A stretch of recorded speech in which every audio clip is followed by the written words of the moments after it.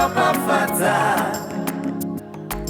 tsika yake Mwari kusimudzira, tsika yake Mwari kuropafadza, akazvidzika.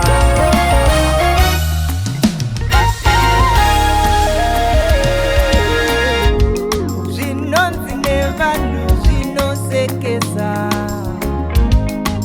ndizvo zvaanoda Mwari kuropafadza, anosimudzira marombe achimakadza namachinda. Zvinosekwa nevanhu ko ndicho chaanoda Mwari kuropafadza, oropafadza osimudzira. Itsika yake Mwari, tsika yake Mwari kuropafadza, itsika yake Mwari kusimudzira, zvakazvidzika.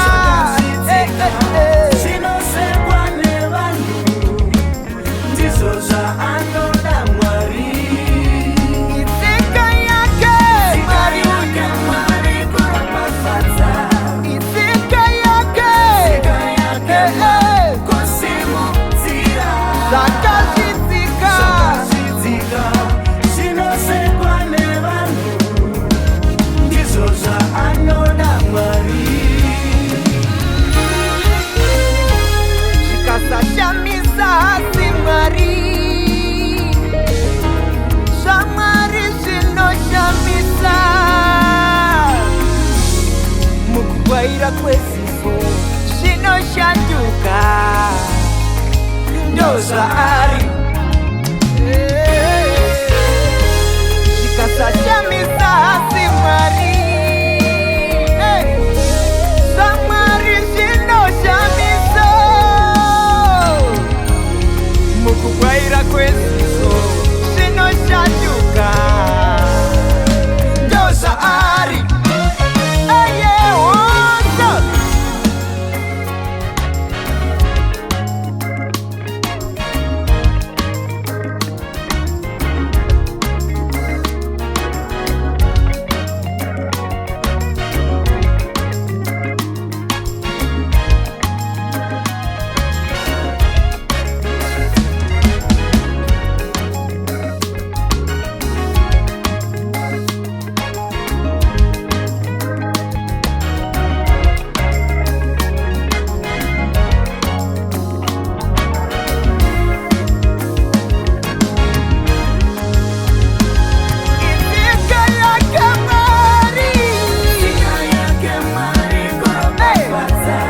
Itsika yake Mwari kusimudzira.